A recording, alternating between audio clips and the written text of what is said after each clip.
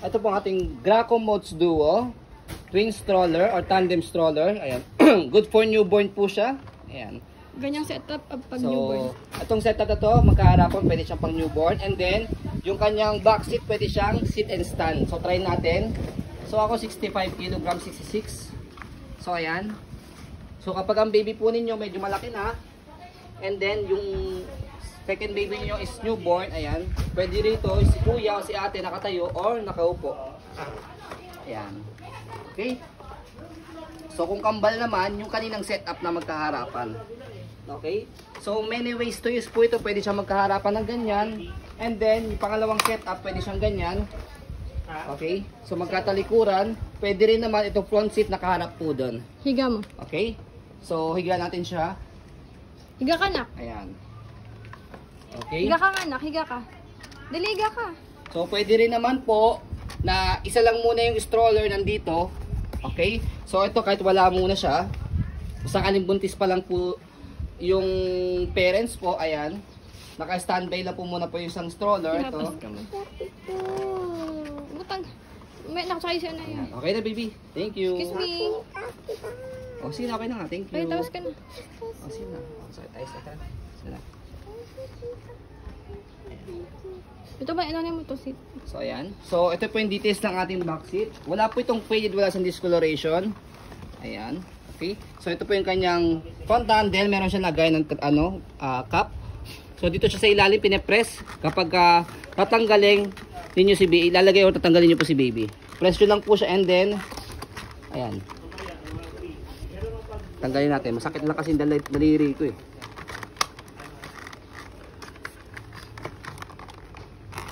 Wash ko yan, ah. No need to wash na. Winash ko na yan. Birang stock po ito. Years bago po kami dumating. Mahulog ka, nak. Hindi yan faded. Sakat ako sa inyo. Ito, pakita mo sabi. Paano? Press nyo po dito. Baka mahirapan kayo ah. Ito, dito. May pinipress. Dito. Ito, press nyo po dito. Ito, yan. Hindi dito ah. Dito, press nyo siya. Yan, angat yan. Ano. Kahit isa lang tanggalin po ninyo. Ayan. Okay. So, ayan po siya. Again, already wash and ready to use na po ito. Wala siyang faded, wala siyang discoloration. Okay. So, ito yung kabilang seat. Same lang din siya. Mahulog yan ako. Hindi, okay lang. Same lang din siya. Ayan. Okay. Belt. So, yung kanyang belt, 5 harness po siya, wala po siyang putol. Okay, safe na safe po yung baby po ninyo. Same lang din siya, meron siyang front handle and then yung tray niya. I-reverse mo talikod. So, ito yung siya. Kung sakaling isa lang po ilalagay po ninyo, isa pa lang po yung baby po ninyo, tapos buntis po si ma'am. Isa lang po muna, naka-standby po yung isang seat niya. Ito yung basket niya, malaki. Marami kayong pwede mailagay. Tapos, meron na siya dito maliit na hole. Not big deal naman to. Yan. Okay. So, next natin, ayan. Magkatalikuran. Kapag magkatalikuran, Nakaupo. naka-semi-recline lang po siya. Yan. Okay? Kung trip ng baby po ninyo yung ganyan magkatalikuran. Andan. Yan. Okay? So, yan po yung kanyang handle. Check natin kung meron siyang tear. Wala naman siyang tear. Okay? So, pakita mo yung kanyang body frame sa left side, pati yung gulong niya.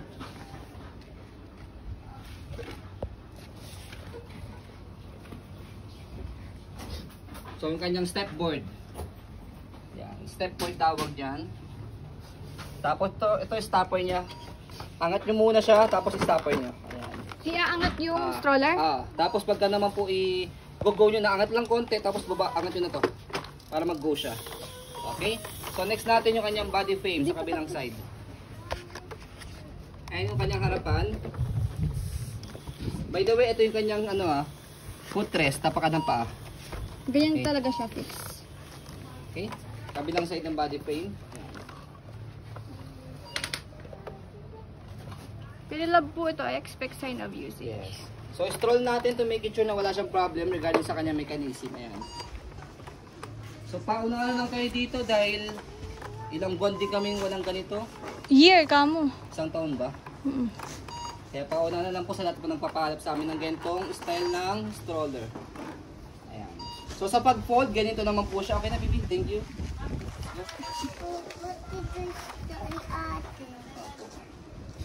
Okay naman yung toys mo.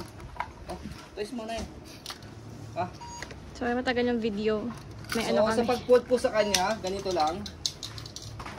Pwede magkasama? Slide and press dito. Slide, press. Ayan. So ito siya. Slide. Tapos squeeze nyo po siya. Slide, press, slide and then squeeze. Tapos, pag na-squeeze nyo na siya, compress nyo lang dito. Ah, pwede siya magkasama pala. Tapos meron siyang lock dito sa gilid. Ayan. Saan ba yung lock niya? Sa kabila. Sa kabila pala. Mabigat yan ha. Ayan to. With lock duty. niya. Can stand alone naman siya. Okay? Kung gusto nyo naman, pagka medyo maliit, lalagay sa sakyan, tanggalin nyo muna ito. Tapos, papatong nyo lang siya. Papatong nyo lang siyang ganyan. Nakahiga. Pagka nasa sasakyan, ayan, patong nyo siyang ganyan. Okay? Tapos kapag naman po i-open po ninyo, tatanggalin nyo na yung lock sa gilid.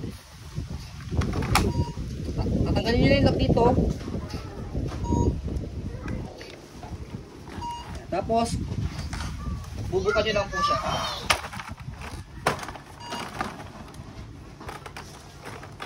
Yan. O, so pagka nag-click na siya, ayan, ready to use na. Okay? Hindi lang nakabit yun ah. I-screw pa kasi. Nilabhan ko. Nilabhan po kasi yung bag. So ayan, overall, already wash and ready to use na po ito. Wala siyang faded, wala siyang discoloration. So ayan po, as you can see, very details po kami sa ayan po pag-video. Kasi ang aming shop policy, no refund, no exchange. What you see is what you get. So yun po, maraming salamat. Have a nice day and God bless po.